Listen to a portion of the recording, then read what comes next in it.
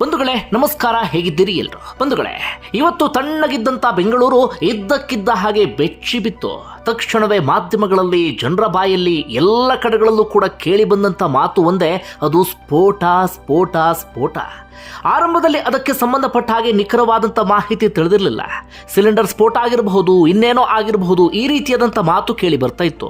ಅದಾದ ಬಳಿಕ ಜನರ ಆತಂಕವನ್ನ ಇನ್ನಷ್ಟು ಜಾಸ್ತಿ ಮಾಡುವಂತಹ ಸುದ್ದಿ ಬಂದು ತಲುಪುತ್ತೆ, ಅದು ಸಿಲಿಂಡರ್ ಸ್ಫೋಟ ಅಲ್ಲ, ಬಾಂಬ್ ಸ್ಫೋಟ ಅಂತ.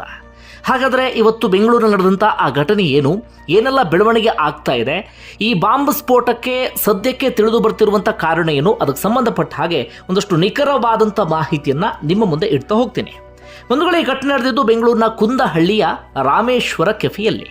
ರಾಮೇಶ್ವರ ಕೆಫೆ ಯಾರಿಗೂ ತಾನೇ ಗೊತ್ತಿಲ್ಲ ಹೇಳಿ. ಬೆಂಗಳೂರಿನಲ್ಲಿ ಅತ್ಯಂತ ಪ್ರಸಿದ್ಧಿ ಪಡೆದಿರುವಂಥ ಕೆಫೆ ಇದು. ದೊಡ್ಡವರಿಂದ ಹಿಡಿದು ಜನಸಾಮಾನ್ಯರವರೆಗೂ ಕೂಡ ಈ ಕೆಫೆಯಲ್ಲಿ ಊಟ ಉಪಹಾರ ಇದೆಲ್ಲವನ್ನು ಕೂಡ ಮಾಡ್ತಾರೆ. ಇಂತಹ ರಾಮೇಶ್ವರ ಕೆಫೆಯೇ ಇವತ್ತು ಕಿಡಿಗೇಡಿಗಳಿಗೆ ಟಾರ್ಗೆಟ್ ಆಗಿಬಿಡ್ತು, ಸ್ಫೋಟಕ್ಕೆ ಇವತ್ತು ತಾಣವಾಗಿ ಬಿಡ್ತು. ಏನೇನು ಹೇಳ್ತು ಹೋಗ್ತೀನಿ ಕೇಳಿ. ಬಂಧುಗಳು, ಇವತ್ತು ಹೆಚ್ಚು ಕಡಿಮೆ 12:55 ಸುಮಾರಿಗೆ ರಾಮೇಶ್ವರ ಕೆಫೆಯಲ್ಲಿ 300ಕ್ಕೂ ಅಧಿಕ ಗ್ರಾಹಕರು ಇದ್ರು. ಆ ರಾಮೇಶ್ವರ ಕೆಫೆಯಲ್ಲಿ 150ಕ್ಕೂ ಅಧಿಕ ಮಂದಿ ಕೆಲಸ ಮಾಡ್ತಿದ್ದಾರೆ. ಇನ್ನು ಗ್ರಾಹಕರು 300 ಜನ ಇದ್ರು. ಹೆಚ್ಚು ಕಡಿಮೆ 450ರಿಂದ 500 ಜನ ಇದ್ರು. ರಾಮೇಶ್ವರ ಕೆಫೆ ಗಿಜಿ ಗಿಜಿ ಗಿಜಿ ಅಂತ ಇತ್ತು. ಎಲ್ಲ ಕಡೆಗಳಲ್ಲೂ ಕೂಡ ಜನ ತುಂಬಿ ತುಳುಕ್ತಾ ಇದ್ರು. ಸದಾಕಾಲ ರಾಮೇಶ್ವರ ಕೆಫೆಯಲ್ಲಿ ಜನ ಇದ್ದೇ ಇರ್ತಾರೆ. ಹೀಗಿರುವಂಥ ಸಂದರ್ಭದಲ್ಲೇ 12:55ಕ್ಕೆ ಮೊದಲು ಒಂದು ಸ್ಫೋಟ ಸದ್ವನ್ನ ಮಾಡುತ್ತೆ, ಅಂದ್ರೆ ಒಂದು ಸ್ಫೋಟ ಆಗುತ್ತೆ. ಅದಾಗಿ ಕೇವಲ 10 ಸೆಕೆಂಡ್ನಲ್ಲಿ ಮತ್ತೊಮ್ಮೆ ಸ್ಫೋಟ ಆಗಿ ಬಿಡುತ್ತೆ. ಜನ ದಿಕ್ಕಾಪಾಲಾಗಿ ಓಡೋದಕ್ಕೆ ಶುರು ಮಾಡ್ಕೊಳ್ತಾರೆ. ಒಂದಷ್ಟು ಜನ ಗಾಯಾಳುಗಳಾಗ್ತಾರೆ. ಆನಂತರ ಸಿಕ್ಕಂತ ಲೆಕ್ಕ ಅಂದ್ರೆ 9 ಮಂದಿಗೆ ಗಾಯ ಆಗಿದೆ. ಅದರಲ್ಲಿ ಒಂದಷ್ಟು ಮಂದಿ ಸ್ಥಿತಿ ಸ್ವಲ್ಪ ಮಟ್ಟಿಗೆ ಗಂಭೀರ ಎನ್ನುವ ರೀತಿಯಲ್ಲಿ ಇದೆ. ಜನ ದಿಕ್ಕಾಪಾಲಾಗಿ ಓಡೋದಕ್ಕೆ ಶುರು ಮಾಡ್ಕೊಳ್ತಾರೆ. ತಕ್ಷಣವೇ ಪೊಲೀಸರು ಕೂಡ ಸ್ಥಳಕ್ಕೆ ಬರ್ತಾರೆ, ಬಾಂಬ್ ಸ್ಕ್ವಾಡ್ನವರು ಬರ್ತಾರೆ. ಇವರೆಲ್ಲರೂ ಕೂಡ ಬಂದು ಪರಿಶೀಲನೆ ಮಾಡೋದಕ್ಕೆ ಶುರು ಮಾಡ್ಕೊಳ್ತಾರೆ. ಆರಂಭದಲ್ಲಿ ಘಟನೆಗೆ ಸಂಬಂಧಪಟ್ಟ ಹಾಗೆ ಯಾವುದೇ ಕ್ಲಾರಿಟಿಯೂ ಕೂಡ ಸಿಗೋದಿಲ್ಲ. ಸಿಲಿಂಡರ್ ಸ್ಫೋಟ ಆಗಿರಬಹುದು ಅನ್ನುವಂಥ ಅನುಮಾನ ಬರುತ್ತೆ. ಆದರೆ ರಾಮೇಶ್ವರ ಕೆಫೆಯವರು ಸ್ಪಷ್ಟನೆ ಕೊಡ್ತಾರೆ, ಯಾವುದೇ ಸಿಲಿಂಡರ್ ಕೂಡ ಸ್ಫೋಟ ಆಗಿಲ್ಲ ಅಂತ. ಅಥವಾ ಇನ್ನು ಏನಾಗಿರಬಹುದು, ಈ ರೀತಿಯಾಗಿ ಹುಡುಕಾಟ ಅಂತದೆಲ್ಲವೂ ಕೂಡ ಶುರುವಾಗುತ್ತೆ. ಹೀಗಿರುವಂಥ ಸಂದರ್ಭದಲ್ಲೇ ಆ ಸ್ಫೋಟಗೊಂಡಂಥ ಸ್ಥಳದಲ್ಲಿ ಒಂದು ಬ್ಯಾಟ್ರಿ, ID ಕಾರ್ಡ್, ಹೀಗೆ ಒಂದಷ್ಟು ಅನುಮಾನಾಸ್ಪದ ವಸ್ತುಗಳೆಲ್ಲವೂ ಕೂಡ ಪತ್ತೆಯಾಗುತ್ತೆ. ಆಗ ಇನ್ನೊಂದು ಹಂತದ ಕ್ಲಾರಿಟಿ ಸಿಗುತ್ತೆ, ಇದು ಸಿಲಿಂಡರ್ ಸ್ಫೋಟ ಅಲ್ಲ, IED ಅಂದರೆ ಸುಧಾರಿತ ಸ್ಫೋಟಕ ಅಥವಾ ಬಾಂಬ್ ಸ್ಫೋಟ ಆಗಿರಬಹುದು ಅಂತ. ಅದಾದ ಬಳಿಕ ಪ್ರಾಥಮಿಕ ತನಿಖೆ ಆರಂಭ ಆಗುತ್ತೆ. CCTV ಫುಟೇಜ್ ಎಲ್ಲವನ್ನೂ ಕೂಡ ವಶಕ್ಕೆ ತೆಗೆದುಕೊಂಡು ಪರಿಶೀಲನೆ ನಡೆಸಲಾಗುತ್ತೆ. ಆಗ ಘಟನೆಗೆ ಸಂಬಂಧಪಟ್ಟ ಹಾಗೆ ಕ್ಲಾರಿಟಿ ಸಿಗುತ್ತೆ, ಇದು ಬಾಂಬ್ ಸ್ಫೋಟ ಅಂತ. ಏನು ಕ್ಲಾರಿಟಿ ಅಂದರೆ, CCTV ಕ್ಯಾಮ್ರಾದಲ್ಲಿ ಎಲ್ಲವೂ ಕೂಡ ರೆಕಾರ್ಡ್ ಆಗಿದೆ. ಹೆಚ್ಚು ಕಡಿಮೆ 11 ಗಂಟೆ ಸುಮಾರಿಗೆ ಓರ್ವ ಅನಾಮಿಕ ವ್ಯಕ್ತಿ ಅಥವಾ ಅಪರಿಚಿತ ವ್ಯಕ್ತಿ ರಾಮೇಶ್ವರ ಕೆಫೆಗೆ ಎಂಟ್ರಿ ಕೊಟ್ಟಿದ್ದಾನೆ.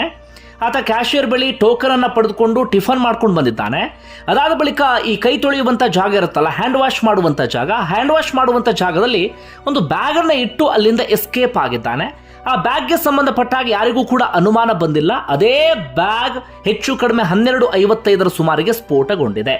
ಟಿಫನ್ ಬಾಕ್ಸ್ನಲ್ಲಿ ಈ IEDಯನ್ನು ಇಟ್ಟು ಸ್ಫೋಟ ಮಾಡಿರುವಂಥ ಅನುಮಾನ ಇದೀಗ ವ್ಯಕ್ತವಾಗ್ತಿದೆ. ಒಂದು ಕ್ಲಾರಿಟಿ ಸಿಕ್ಕಾಗಿದೆ, ಅದು ಬಾಂಬ್ ಸ್ಫೋಟವೇ, ಬೇರೆ ಯಾವುದೇ ಸ್ಫೋಟ ಅಲ್ಲ, ಬಾಂಬ್ ಸ್ಫೋಟ ಅಂತೇಳಿ. ಇದಕ್ಕೆ ಸಂಬಂಧಪಟ್ಟಾಗಿ ಈಗಾಗಲೇ DGIGP ಅಲೋಕ್ ಮೋಹನ್ ಸ್ಪಷ್ಟನೆ ಕೊಟ್ಟಿದ್ದಾರೆ. ಸ್ವತಃ CM ಸಿದ್ದರಾಮಯ್ಯನವರೇ ಸ್ಪಷ್ಟನೆಯನ್ನು ಕೊಟ್ಟಿದ್ದಾರೆ. ಅದಾದ ಬಳಿಕ ಅದು ರಾಜಕೀಯ ರೂಪವನ್ನು ಪಡೆದುಕೊಂಡಿದೆ. ಬಿಡಿ, ನಮ್ಮಲ್ಲಿ ಏನೇ ಘಟನೆ ನಡೆದರೂ ಕೂಡ ರಾಜಕೀಯ ರೂಪವನ್ನು ಪಡೆದುಕೊಳ್ಳೋ ಸಹಜ. ಇದು ಕೂಡ ಅದೇ ರೀತಿಯಾಗಿ ರಾಜಕೀಯ ರೂಪವನ್ನು ಪಡೆದುಕೊಂಡಿದೆ. ಒಟ್ಟಾರೆಯಾಗಿ ಘಟನೆಗೆ ಸಂಬಂಧಪಟ್ಟ ಹಾಗೆ ಇಲ್ಲಿವರೆಗೆ ಸಿಕ್ಕಿರುವಂಥ ಮಾಹಿತಿ. ಜೊತೆಗೆ ರಾಮೇಶ್ವರ ಕೆಫೆಯ MD ಆಗಿರುವಂಥ ದಿವ್ಯಾ ಕೂಡ ಈ ವಿಚಾರಕ್ಕೆ ಸಂಬಂಧಪಟ್ಟ ಹಾಗೆ ಸ್ಪಷ್ಟನೆ ಕೊಟ್ಟರು. ಹೌದು, ಬಾಂಬ್ ಸ್ಫೋಟ ಆಗಿದೆ. ಹೆಚ್ಚು ಕಡಿಮೆ 10 ಸೆಕೆಂಡ್ಗಳ ಅಂತರದಲ್ಲಿ 2 ಬಾರಿ ಬಾಂಬ್ ಸ್ಫೋಟ ಆಗಿದೆ ಅಂತ. ಸದ್ಯ NIA ಅಧಿಕಾರಿಗಳು ಸ್ಥಳಕ್ಕೆ ಆಗಮಿಸಿದ್ದಾರೆ. ಬಾಂಬ್ ಸ್ಕ್ವಾಡ್ನವರು ಇದ್ದಾರೆ, ಸ್ಥಳೀಯ ಪೊಲೀಸರು ಕೂಡ ಇದ್ದಾರೆ. ಇವರೆಲ್ಲರೂ ಕೂಡ ಪರಿಶೀಲನೆ ಮಾಡ್ತಿದ್ದಾರೆ. ಮುಂದಿನ ಹಂತದಲ್ಲಿ ಗೊತ್ತಾಗುತ್ತೆ ಯಾರ ಬಾಂಬನ್ನು ಇಟ್ಟು ಹೋದ್ರು, ಏನು ಕಾರಣ, ಎಲ್ಲವೂ ಕೂಡ. ಈಗ ಹಾಗಾದರೆ ಕಾರಣ ಏನು, ಇದು ಯಾವ ರೀತಿಯಾದಂಥ ಕೃತ್ಯ? ಸಹಜವಾಗಿ ಅನುಮಾನ ಮೂಡ್ತಾ ಇದೆ, ಇದು ಭಯೋತ್ಪಾದಕರ ಕೃತ್ಯ ಇರಬಹುದಾ ಅಂತ. ಯಾಕಂದರೆ ಹಿಂದೆಯೂ ಕೂಡ ಬೆಂಗಳೂರು ಬೇರೆ ಬೇರೆ ಸಂದರ್ಭದಲ್ಲಿ ಭಯೋತ್ಪಾದಕರ ಟಾರ್ಗೆಟ್ ಆಗಿತ್ತು. ಚರ್ಚ್ ಸ್ಟ್ರೀಟ್ ಸ್ಫೋಟ ಆಗಿರಬಹುದು, ಅಥವಾ ಬೇರೆ ಬೇರೆ ಕಡೆಗಳನ್ನು ನಾವೆಲ್ಲರೂ ಕೂಡ ಗಮನಿಸಿದ್ದೇವೆ.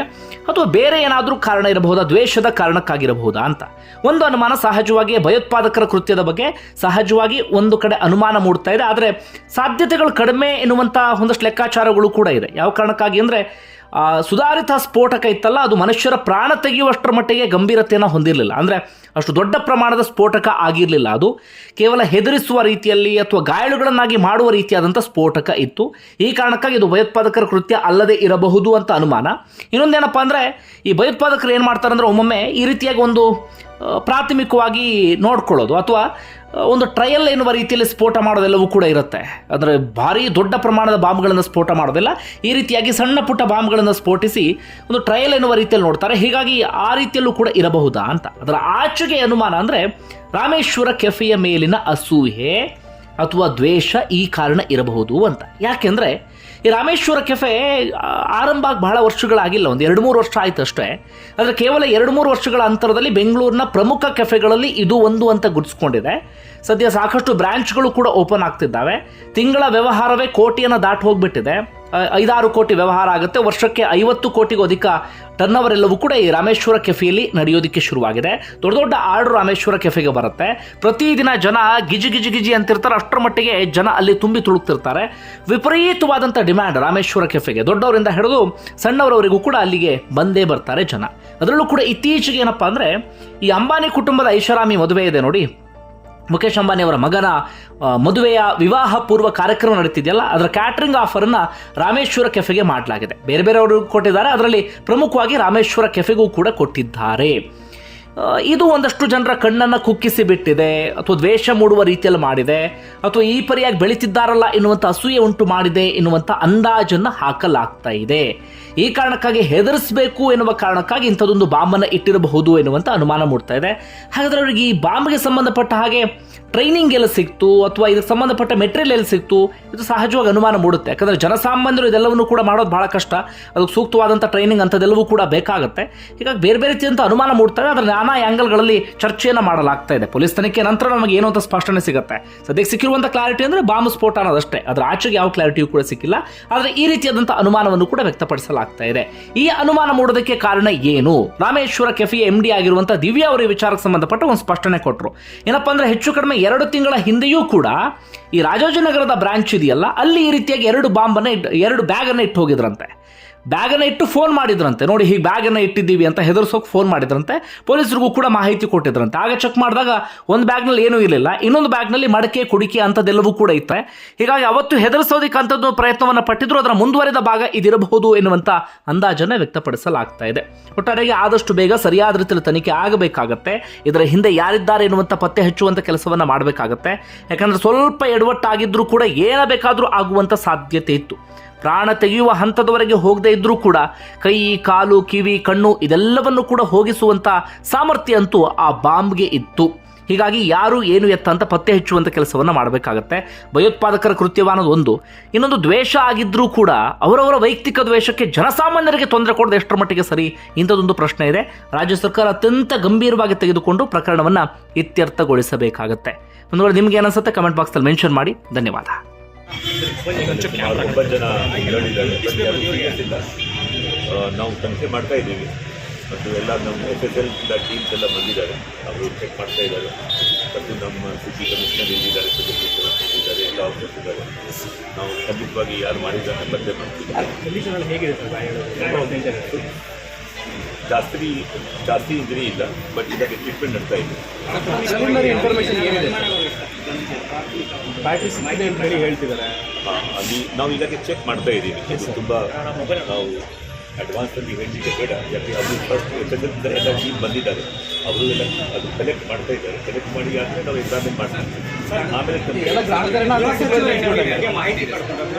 ಹೌದು, ನಮ್ಮ ಚೀಫ್ ಮಿನಿಸ್ಟರ್